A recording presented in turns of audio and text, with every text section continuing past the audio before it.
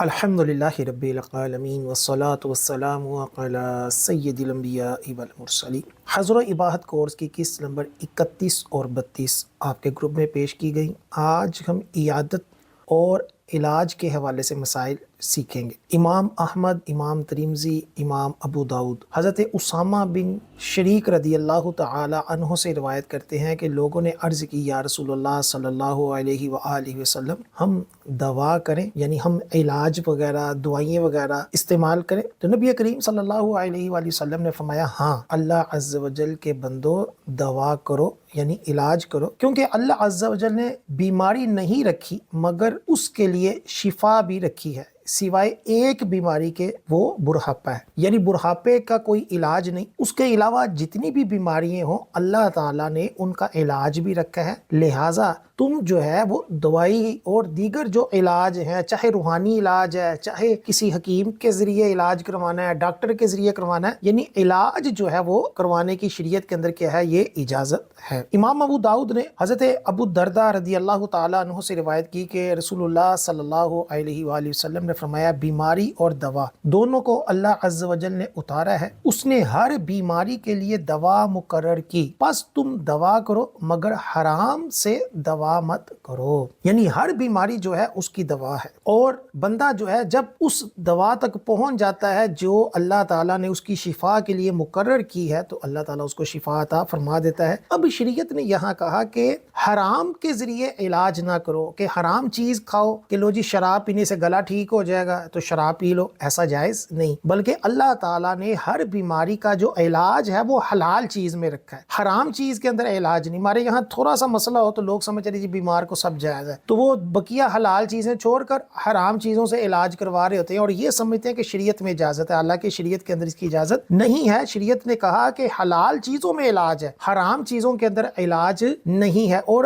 حلال چیز جو ہے اس کے اندر علاج کو تلاش کرو۔ ہم دیکھتے ہیں کہ کئی مرتبہ ایک شخص جو ہوتا ہے وہ اس کو دوائی ایسی میسر آتی ہے، اس کو شفا مل جاتی ہے، لیکن وہی دوا کوئی دوسرا کھاتا ہے اس کو شفا نہیں ملتی۔ اسی طرح بعض دفعہ بندہ جو ہوتا ہے وہ ڈاکٹروں سے عاجز آ جاتا ہے تو حکیم سے شفا مل جاتی ہے، بعض دفعہ سب سے عاجز آ جاتا ہے، اللہ تعالیٰ کی عبادت کرتا ہے تو اللہ تعالیٰ شفا دے دیتا ہے۔ اسی طرح بعض دفعہ کوئی دم کے ذریعے، کسی تعویذ کے ذریعے، کسی روحانی علاج کے ذریعے، کسی وظیفے کے ذریعے اللہ تعالیٰ اس کو شفا دے دیتا ہے۔ تو ہر چیز کے لیے بندہ کوشش کرے، ڈس ہارڈ نہ ہو کہ بس میں لا علاج ہو گیا ہوں، کوشش کرتا رہے، روحانی کوشش بھی کرتا رہے، ڈاکٹروں کے پاس بھی جائے، اگر ایک ڈاکٹر سے شفا نہیں مل رہی تو دوسرے کے پاس جائے، کسی قابل حکیم کے پاس بھی چلا جائے، یعنی علاج کی کیا کرے، کوشش کرتا رہے۔ امام احمد، امام ترمذی، امام ابن ماجہ حضرت اسماء رضی اللہ تعالیٰ عنہ سے روایت کرتے ہیں کہ انہوں نے عرض کی، یا رسول اللہ صلی اللہ علیہ وآلہ وسلم، اولاد جعفر کو جلد نظر لگ جایا کرتی ہے، کیا جھاڑ پھونک کراؤں؟ فرمایا ہاں، کیونکہ اگر کوئی چیز تقدیر سے سبقت لے جانے والی ہوتی تو نظر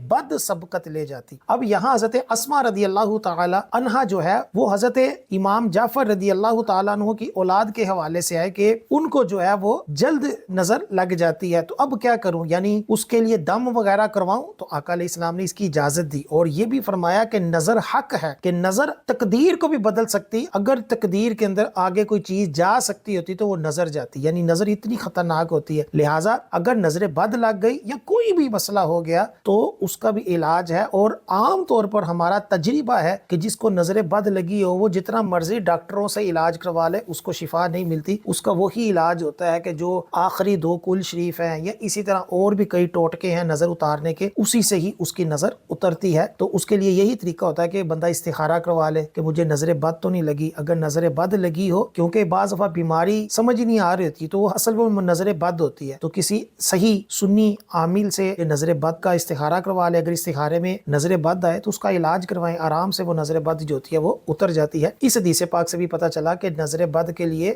دم وغیرہ کروانا جو ہے وہ شرعاً جائز ہے۔ مزید ایک اور حدیث پاک ہے صحیح مسلم کی کہ حضرت عوف بن مالک اشجعی رحمۃ اللہ علیہ سے روایت ہے کہ کہتے ہیں کہ ہم جاہلیت میں جھاڑ پھونک کرتے تھے، حضور علیہ السلام کی خدمت میں عرض کی، یا رسول اللہ صلی اللہ علیہ وآلہ وسلم اس کے متعلق کیا ارشاد فرماتے ہیں؟ آقا علیہ السلام نے فرمایا کہ میرے سامنے پیش کرو جھاڑ پھونک میں حرج نہیں جب تک اس میں शिरक ना हो। इस हदीस पाक जो ये मुस्लिम शरीफ की बड़ी वाज़ेह हदीस पाक है कि ज़माने जाहिलियत के अंदर भी जो होता था वो दम और तवीज़ वगैरह सब होते थे, तो अब वो लोग पहले भी करते थे। तो जब इस्लाम आया तो नबी करीम सल्लल्लाहु अलैहि वसल्लम ने वाज़ेह तौर पर इस सब को हराम नहीं करार दे दिया, बल्कि उसके कालिमात देखे, कहा कि अपना दम जो तुम करते हो वो मुझे सुनाओ, वो मुझे पेश करो। जब आपने दम उसका सुना तो फिर उसके अंदर जब कोई शिरकिया कलिमात नहीं थे, आपने उसकी इजाजत दे दी। आज कई लोग जो होते हैं वो दम को, तवीज़ों को शिरक कहते हैं, लोगों को मुशरिक बना रहे होते हैं थोक के हिसाब से, और वो हदीस पाक पेश करते हैं कि जो मुशरिकाना कलिमात के ऊपर मबनी हो,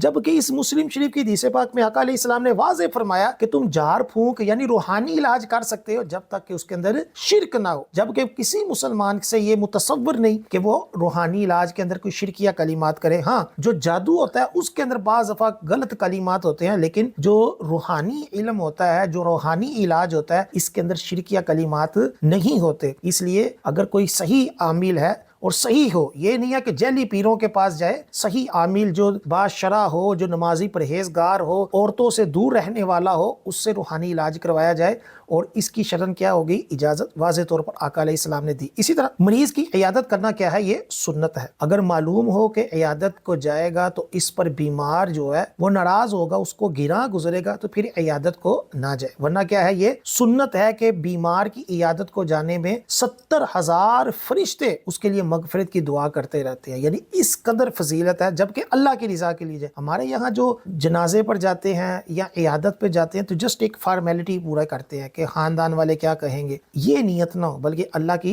रिजा हो। इयादत को जाए और मर्ज की सख्ती देखे तो मरीज के सामने ये जाहिर ना करे कि तुम्हारी हालत बहुत खराब है, ना ही कोई ऐसा एटीट्यूड दिखाए कि वो परेशान हो जाए ना मरीज, वो मायूस हो जाए, बल्कि उसको हौसला दे और उसके सामने अच्छी अच्छी बातें करे और उसके सर पर भी हाथ रखे, जबकि उसको इसकी ख्वाहिश हो कि मेरे सर के ऊपर हाथ रखो, दुआ करो मेरे लिए, तो उसके सर के ऊपर भी, उसके जिस्म के ऊपर भी हाथ रख सकता है। फासिक की इयादत भी जायज है, क्योंकि फासिक अगरचे गुनाहगार है लेकिन वो मुसलमान तो है। हाँ, जो काफिर है, हरबी है या बद मजहब है, उसकी इयादत को ना जाया जाए, बल्कि नेक लोगों की या जो मुसलमान हमारे रिश्तेदार हैं, भाई हैं, चाहे गुनाहगार भी कोई हो, तब भी उसकी इयादत को जाए, अल्लाह की रिजा के लिए जाए और उसके सामने अच्छी बातें करे, ना ज्यादा देर वहां बैठे। कि बाज लोग ऐसे होते हैं वो मरीज की इयादत के लिए जाते हैं, वहां बैठे ही रहते हैं, जबकि मरीज को उससे तकलीफ भी हो रही होती है। इसी तरह अच्छी गुफ्तगू करे, उसको हौसला दे, सब्र की फजीलतें बयान करे और उसको कहे कि हमारे लिए दुआ करो, क्योंकि मरीज जो होता है वो अल्लाह ताला के ज्यादा करीब होता है। इसी तरह दवा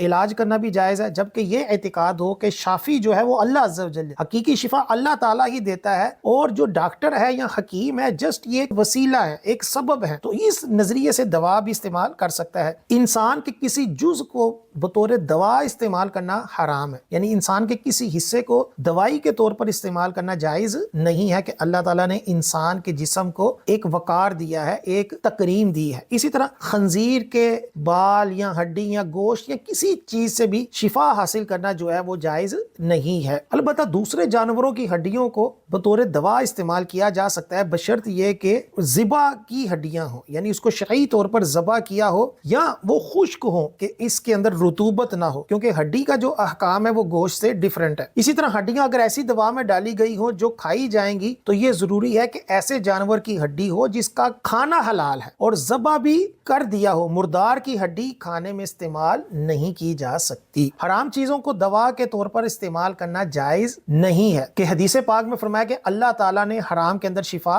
नहीं रखी है। बाज कुतुब में जो आता है कि वो हराम चीज की इजाजत मिल गई, वो तब होता है कि जब जन्ने गालिब हो, यकीन हो, और ये आम तौर पर नहीं होता, क्योंकि जो तिब होती है ये जस्ट जो होती है ये क्या है, ये जन ही है। हाँ, अगर कोई प्यास से मर रहा हो तो उसके लिए शराब पीने की, उसके लिए कोई और हराम चीज खाने पीने की इजाजत हो जाती है। इसी तरह शराब को बतौर इलाज जो जख्म के ऊपर लगाते हैं ये भी शरअन जायज नहीं है। अस्काते हमल के हमल ज़ाया करने की जो दुआ इस्तेमाल की जाती है ये भी जायज नहीं है। बाज औरतें जो होती हैं वो बस ज्यादा बच्चे ना चाहने के लिए जो होता है वो हमल ज़ाया करवा देते हैं और कहते हैं कि अभी कोई हरज नहीं। तो ये याद रखें कि एक दिन का भी बच्चा बिला वजह ज़ाया करवाना क्या है, ये नाजायज है। और अगर 4 माह हो जाए उसके बाद चूंकि रूह डाल दी जाती है, अब उसको ज़ाया करवाना गोया के एक कत्ल करना है। तो 4 माह से पहले भी अगर कोई वजह हो, जैसे कि औरत की जान को खतरा है, تو پھر حمل ضائع کروا سکتے ہیں، یا عورت کا بھی پہلے بچہ ہے اور وہ ماں کا ہی دودھ پیتا ہے اور حمل کی وجہ سے دودھ سوکھ جائے گا اور وہ بچہ بازاری دودھ بھی نہیں پی سکے گا، تو اس صورت میں حمل ضائع کروا سکتا ہے۔ یا کوئی سویر قسم کی بیماری ہے جس کے بارے میں ڈاکٹر کہتے ہیں یہ بچے کے اندر آ جائے گی، بہت کی خطرناک آزمائش والی بیماری ہو، تو اس کو بھی جو ہے وہ 4 ماہ سے پہلے ضائع کروا سکتے ہیں، ورنہ ہر بچے کو ضائع کروانا جائز نہیں ہے۔